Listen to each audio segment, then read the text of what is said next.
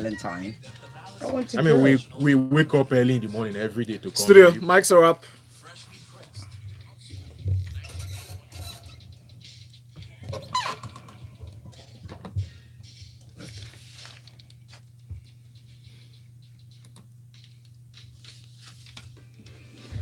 A very good morning to you. Thanks for staying with us here on Smooth 98.1. You're listening to Freshly Pressed 981 as the segment we're getting into right now. As part of the Smooth Breakfast with Valentine and Lagos, Miss Ireti is back. Good morning, Miss Ireti. Hello, Lagos. Hi. They claim they missed me. I missed you. Well, Lakumi called me and oh my... I'm sure most people who are listening missed you, Miss Ireti. I know you missed me. Yes. Lakumi just orders me in and like, yeah, we need you to come in, ma. Come in. You can find her up on Twitter at CCOG Lagos, That's at the one. CCOG Lagos on Twitter and Instagram. At Cheta is in the studio. You know Cheta's handle, Chicksta, CHXTA. I always AKA smile troublemaker. when I call your handle, but it's fine. Lagos. Join the conversation by sending us a message on WhatsApp 0809 444 981. That's 0809 444 981. On YouTube, where we're streaming live, you can also leave a comment there, but make sure you hit the subscribe button first. That's how you get to be the first to know when we come on air live stream as well. It's youtube.com/smooth981fm Lagos. The hashtag on Twitter at smooth91fm is freshly pressed 981. Very quickly going into the stories from ThisDay newspaper. First, we'll have our first story. Suicide bomber attacks Borno. Mosque kills 7. In this story, Ms. Ireti, they're saying that 7 Muslim worshippers were killed by suicide bomb attack on a mosque in Kondoga, Borno State yesterday morning. And police and National Emergency Management authorities have confirmed this. They said they've gone there, that the attack occurred during the early morning prayers. What's your take on this? Well, my take on it is yet again. We keep saying sad. We keep saying condolence. We keep sending condolences. It would appear that those two words, those two sentences are going to be repeated for God knows how long. But one of the things that this story does tell us is that the military are seeking intelligence. When they're seeking for more intelligence, obviously when you do this sort of work, you need to have intelligence from the ground, and then of course you have your sophisticated intelligence. Why they weren't able, there are certain attacks that you think they should be able to foil, because it's not like they're I hate to repeat myself, but it's not like they're sophisticated attacks. They're almost, what's the word I'm looking for? They're almost rudimentary. That's right, rudimentary. That's the word. But unfortunately, in this particular situation, they were camouflaged. They were dressed like normal worshippers, so there was no way to tell the difference between them and the ordinary guys who were sitting around. But this is the thing with our intelligence. Come on, suicide bombers in all parts of the world come dressed as regular people. In fact, they come disguised as quote unquote good Muslims. And you have to be able to discern who is who, to identify them. And that's part of the intelligence. That's part of the intelligence training, where you're able, because look, a very quick one. When I was in retail many moons ago, I remember when we went for security training, one of the things they told us is always give every customer that comes in, you give them eye contact. Why do you give them eye contact? Because often once somebody sees that you've clocked their presence, they feel you've uneasy. disarmed them to an extent. Okay, they start questioning their motives. Exactly. How about we start doing, that seems very simple, but simple things do work. And I don't work in the military. I've never had military You're training. right, Miss Ireti. But then when you consider the usual practice in the religious houses, mosques, churches, it's encouraged for new members to be welcomed by both the cleric and everybody else, the worshippers as well. So in that kind of situation, would you say they could have been proactive enough to see that in the light of current situations of the attacks that has been going on in several months, they could have been more aware, pay more attention to people who come in? Well, absolutely. how's that possible, because you do have army members of the armed forces who are Muslims who do go to pray. So how about you get them to go to pray in certain mosques? They're undercover. Okay, and they get to, because that's part of intelligence. How about you admit that this war is not yet done? Well, I think they have. Used to no have they really? And what used to happen before before, when Boko Haram was really acknowledged to be a security threat, tighten security measures around again. Yeah. I mean, there was a point where before you could get into a place of worship, people were subjected to searches and all of that. Yeah. But we don't want to do that because it will mean us admitting that there's still a problem. Very true. But Okay. like I said, simple things also work. You have members of the military, of the armed forces who are Muslims. You can go in there, infiltrate, go in undercover, get to know your area, get to know the mosque, you know who is new, who is regular, who doesn't normally worship there. And those are the people you look out for. Yeah. Simple things do work. Yeah. It just highlights the need for better local intelligence to be That's gathered, right. really. Yeah. In that kind, some communities actually like that. Next story, we'll move on to Premium Times newspaper with this report. Now, a court shot in Imo as lawmakers protest alleged police assault. In this story, it is said that court proceedings were stalled in Imo State yesterday as lawyers in the Imo branch of the Nigerian Bar Association commenced a 3-day protest against, they say, alleged police brutality on their members. Can you weigh in on this, Cheta? This story is a very tragic story, and it's one that actually has grave national implications, even though it's happened in a small court in Ngokbala in Imo State. On July 13, 3 people were arraigned before the courts. The defendants were accused of armed robbery. Now, the defense lawyers pointed out that the charge sheet was not properly done by the prosecuting lawyers, who happened to be police lawyers. And they, on that ground that the charge sheet was not properly done, they asked the court to strike it out. After listening to both the prosecution and the defense, the magistrate agreed with the defense that this was improper prosecution. So he struck it out, go back and redo the work. As soon as that happened, inside the courts, the police went berserk, led by their DPO. They attacked the magistrates, who promptly got the message and took off and locked himself in his chambers. The DPO led policemen to the door to try and break down the door Of the chief magistrate. of the magistrates. And while one batch was trying to force their way into the magistrate chambers, obviously to slap a little sense into him, another set caught the 2 defense lawyers, beat the living hoopla out of one of them, and then arrested both of them and took them away. See, the NBA is now protesting because the NBA has a lot of blame in this. They are now protesting because it's their own. But police NBA being the impunity, Nigerian Bar yes, Association. police impunity has been growing and growing in this country. For months, people have been talking about SARS.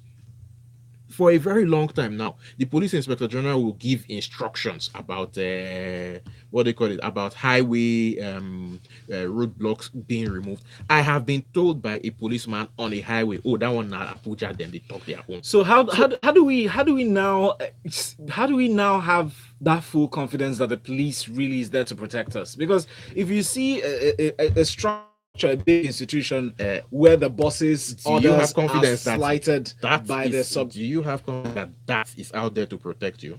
But that's the question, Cheta. Just the question, Cheta. Because when this kind of occurrence actually happens in a court of law, it just brings the entire framework in the country to question. I think for me, what it raises is very, very deep concern about the value and the respect for our legal system. This is a great indictment on our legal system. I want to know whether somebody's going to put a report to the Attorney General. The police IGP needs to be called to question. The judge, everybody. Then this is actually, even though it's a story that happened locally, this is a story that has a wider impact. It has a national impact, and it's not a story that we must sweep under the carpet, that must be ignored. It's actually very, very grave. Your Attorney General was justifying why the government should disobey court orders. Yes, IGP I saw that. has problems reading. Yes. Really? Do you expect those guys to solve this? No, we don't. But Cheta, in the absence of the one that got to do that, what this story says to us is, look, the NBA, all the time people have been saying NSARS, NSARS, NSARS. I don't know about you.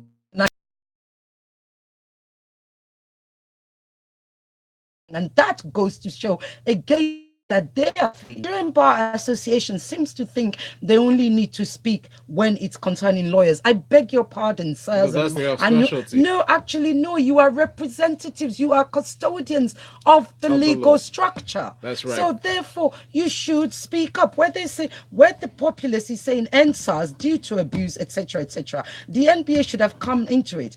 But again, that doesn't make this right, though.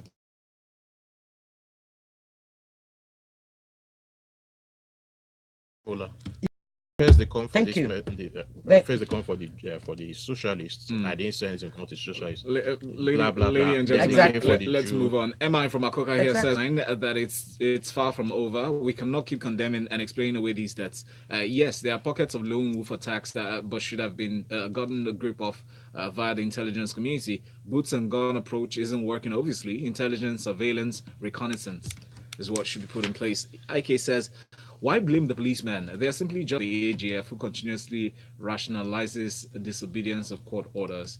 Yinka says, Val, police there to protect you. Have you seen the average class official?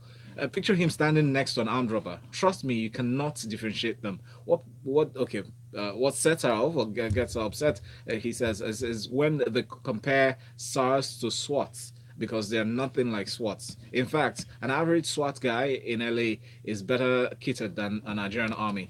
All right, thank you very much. Chibuna says, good morning all. See what happened in Ghana about police brutality on a mother and a swift response of the Ghanaian IG and the president's concurrently. Our own is always different. This is the leadership we get. Chibuna, thank you very much. We'll move on very quickly to this next story. This day newspaper has this. Fearing a monopoly, federal government urges core investors to divest equity in schools.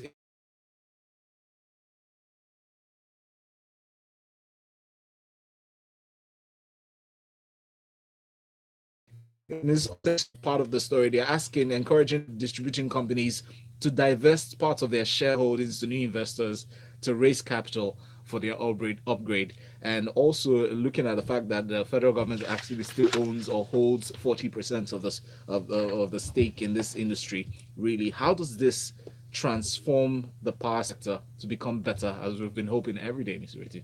Well, yeah, I mean, I was saying to Cheta downstairs, really? Government owned 40%? Yeah, that's not full but that's not full privatization. Call it PPP, but that's not full privatization. I don't understand it.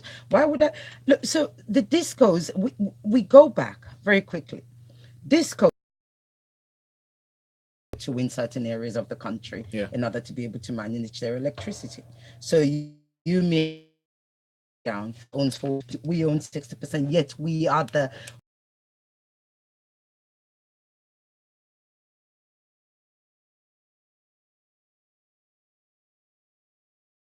saying government amount of investment into this industry. Could it be a lack of proper information gathering? Well, you said that's proper diligence, really, on the part of the discos. But could it be that the government did not fully disclose some of the liabilities that they were coming to face? My dear, nobody does. It is up to you, Mr. Buyer, to hire your surveyor, your this, your that. It is up to you to go in and do due diligence. What happened in Nigeria, especially with this, and what always happens in this country is they say, oh, we're going to privatize an industry. People get excited. Okay. And the rich boys, who are the same people who have been raping this country for a long time, get together with the same people who are in charge of the privatization and quickly grab hold of it. No others to check, because we never do our homework in this country. So therein lies the issue. Now, very quickly to this story. So now we need investment. We need serious investment. Governments are not willing to let go of their 40%. Government is saying to the discos, look, if you can't manage it, Mr. Disco, sell some of your 60% and get on with it. Otherwise, I'll bring in new investment. New investors. When you've not even put the right policies in place. No. Well, see, no. I want to laugh at Ireti first, because 5 years ago when this thing was happening, I told you that this was a flawed process. And I said on this, and you shouted at me on this same table. So I think it's time for me to have a good laugh. At the end of the day, it matters not which government is in charge. It is still the same. The policies are all over the place. We are not going to get the serious investors needed. So they can make all the noise they like about, oh, we are generating this, which is not very true anyway, but that's besides the point. it will not get to the people. You will still don't sell your gen. Go and buy another one. So you have backup. It's an inverter, Here's not a a statement gen. from the director of the BPE, the Bureau of Public Enterprises. He said that we cannot resell. It is not reprivatization. It's already owned by the core investors. But if they make strategic decisions to admit additional investors, that will be fine. So that's the condition. Moving on now to Guardian newspaper. INEC observers urge review of Electoral Act to criminalize vote buying. And this is on the heels of Ekiti State gubernatorial elections that held 2 weeks ago. The INEC, Independent National Electoral Commission, has suggested urgent amendment of the Electoral Act before 2019 sets in to see how they can set up governments, really putting the proposal forward to the government to set up a non-partisan agency to prosecute electoral offenders, looking at vote buying, looking at coercion and different forms of corruption regarding elections. Cheta, what are your thoughts on this? And how better position us the INEC ahead of 2019? Well, I think this is a case of burying our heads in the sand. First things first, I think we need to be realistic about something. In every time we've ever had democracy or some form of electoral process, we've always had vote buying. It's very cultural here. I think the problem is how quietly it has become very brazen. Yeah. As in, they don't even bother to hide it again. The Ekiti thing was done with utter impunity. But it is important to note that it was never legal. So again, we are going back to look at to do that thing that we consistently do. Instead of trying to focus on what the real problem is, we are looking at red herrings. I'll give an example. In 1983, when in the old Ondo state, which encompasses today's Ekiti, when they did their election between Akin Omoboriowo and Adekunle Ajasin, and then Fedeco, which was the INEC of the day, declared Omoboriowo winner. Ajasin went to court, and it was eventually thrown out. And one of the reasons that the 5-man appeals court's ruling from in Benin threw it out, one of the reasons given was vote buying. So this thing has always been a problem. So the thing is, it has gotten progressively worse. However, there's in this cloud, there's a silver lining which I want to point out. What this shows is that because the one thing that made our 1999 democracy sort of unique was up until 2007, then 2011, what the people who wanted to get elections used to use was violence. That's what they used to use to intimidate voters. Then somewhere around 2011, it began to shift because violence was no longer as practical, as in naked violence was no longer practical. So it began to shift from all that stuffing of ballot boxes, and which was all part of the violence, into trying to use more is civilized the better word to use. I'm struggling for it. Yes, which the new Electoral Act with the PVCs and all has put a book to. So now it is vote buying. So what this is, all of these things, if you look at it strictly from an academic viewpoint, because it's hard for us to be living through it, it's hard for us to look at it, but looking at it from an academic viewpoint, it indicates that our democracy is evolving in a way. So my own suggestion is, what we should do, instead of putting a law that everybody will find a way to subvert, we should find a way to make vote buying too expensive. To do something that's against the law, you're arrested on the spot. Should we be going about in circles looking for new laws, new bodies, new boards set up? If you see some, why are we, like you said, red herring? Why are we just playing around looking for names to name? Asking me the question, I see mine. No, but it just baffles you sometimes when you see some of these stories and you see the details and see some of the suggestions. You ask yourself, okay, so is that an excuse? Is there a section of people who are actually allowed to commit crimes and just go away and stay some months before being prosecuted? Do we have to now spend taxpayers' money to set up new boards and pay committees to look into this? I don't know. Oh boy. All right, next story. 65 agencies have never submitted accounts for audits. That's coming from the Auditor General of the Federation. Assessing the 2016 annual report of the Auditor General of the Federation that was obtained by the correspondent of Punch newspaper that gathered this story. It said that 65 agencies of the government never submitted their financial statements for audit purposes in line with the provisions of the financial regulations of 321.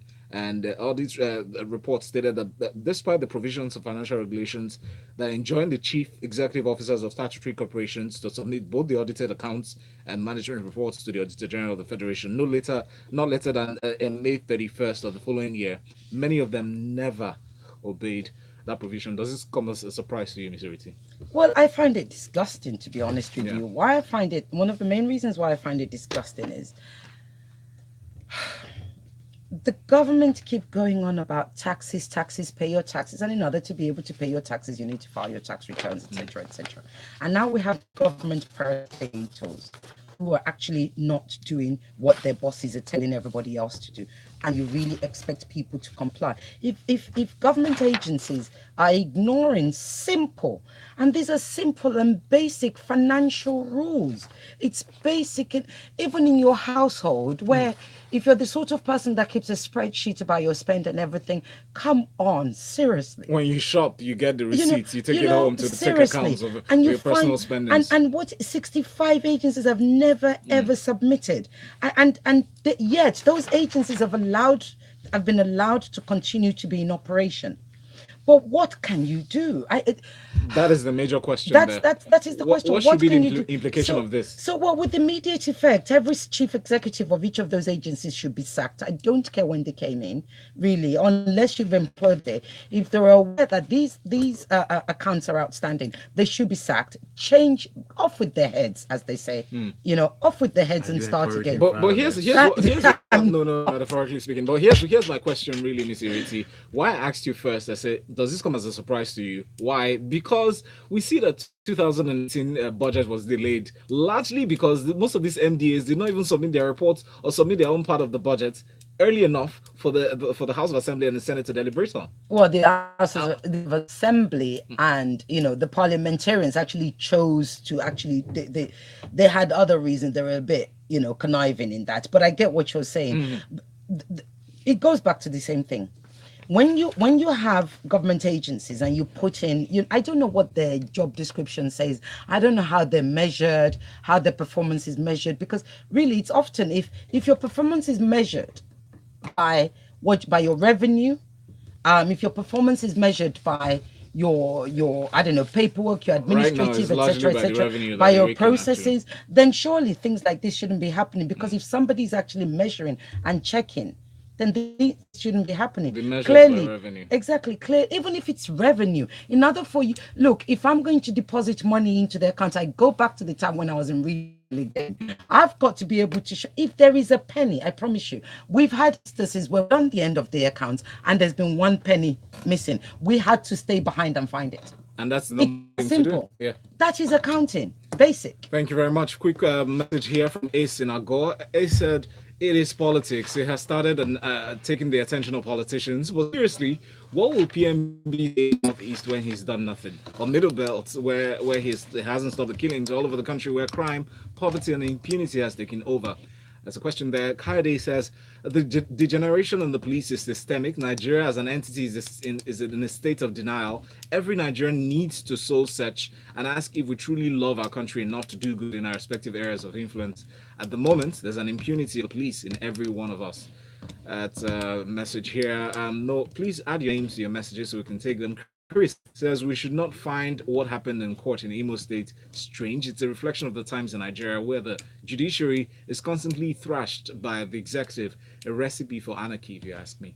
Keep your messages coming into WhatsApp 0809440981. We'll go to this next story. Please, again, summons Saraki over offa robbery attack. We thought would send the end to this, but Nigerian police force has again invited the Senate President Bukola Saraki for further investigation, as they called it, over an alleged link between him and suspected armed robbers that attacked 6 banks and killed 33 persons in Offa Kwara State on April the 5th. Cheta? Personally, I would say that it's harassment. It's waiting for Jim Omoshut to tell us why. I think whether the fact of the matter,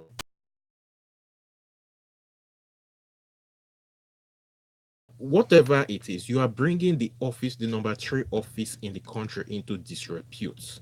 And these things are, you see, let's look at I would like to draw a parallel with the Arsenal player Mesut Ozil and what he said when he was quitting the German national team 2 days ago.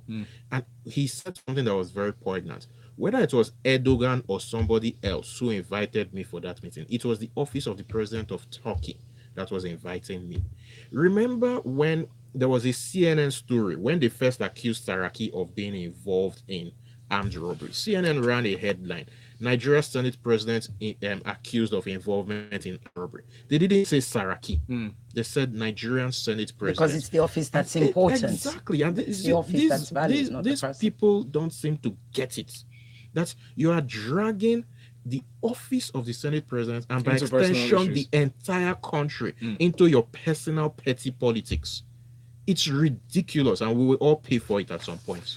Thank you very much, Cheta. Moving on now, paper has this next one. PDP expels Buruji Kashamu, 3 others. They say the reason is because they've been accused, or rather they said the PDP saying that they allegedly colluded with the opposition. To go into details, Cheta, but what are your thoughts on this? The truth is, based on what I've been told, this is just high politics, and they were looking for an excuse to let him go because there's going to be a raft of defections to the PDP in a few days, and some of the people who are coming had given Kashamu leaving, had made Kashamu's departure from the party as one of their conditions.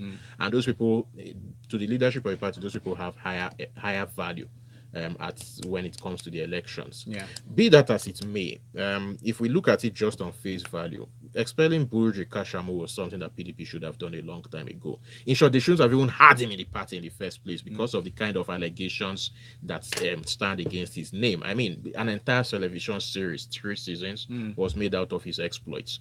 So, could it be possible that they hoped that he would have handed Orange is the New Black? Could it be possible that he would have that they believe they would have been very instrumental to their victory or perceived victory ahead of that election?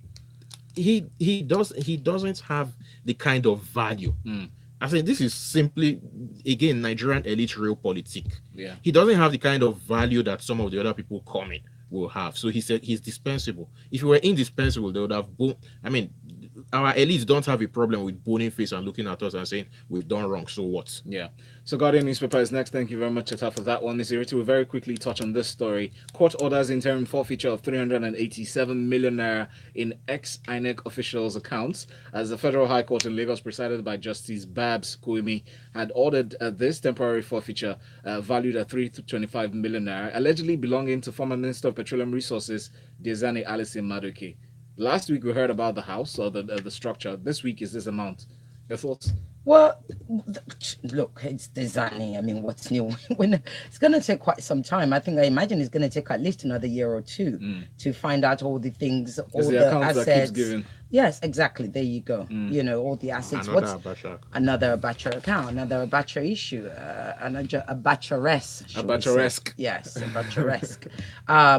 No, what is interesting here, though, is that the headline, I kept looking for the name of the INEC official whose account this was kept, and I can't find it in this story. So, Guardian, you're really frustrating me because what makes this story interesting is court orders interim forfeiture of 387 million in ex-INEC officials' account, which actually is very important. It's an important story which we must discuss, but I can't find the name of the person. However, what the judge has said, the judge has ordered is that, look, them to put EFC to put an advert out and by the way, incidentally, this thing is in Oniru. You know, anybody near Oniru, you might want to put in a bid. I've often wondered what happens, then very quickly, what happens when these things are seized and then what happens? Who gets to buy them? Because they should be put on public auction. Most of the time they're taken over by AMCLA as asset and then AMCON just have a whole auction it out. No, I can give the example of Evans' house because it's next door to me. A policeman just sits in front. There you go. End of story. But very quickly, anyway, to end the story, because I know you want to move on. Is that so? The judge has instructed the FCC to go out and put in an advert in the paper asking for, in 14 days, anybody who has an interest in this land to come forth. So I guess that's how they want to catch the INEC official who owns it, because it must appear. I can only imagine that the reason Guardian hasn't put it in this story is that they don't know who it is. So look, INEC official, you better not put your hand up. Thank you very much. Lagos, find Miss Ireti Bakare Yusuf on Twitter and Instagram at CCOGate Lagos and Cheta at Chickstar CHXTA. Coming up next, we talk entertainment inside of the Grapevine. Good morning. Thank you. Thank you. We did it. And we did it in time. We didn't. We tried. What I'll try to be doing is maybe the night before I'll send you The spots, some yeah, stories highlights, that yeah.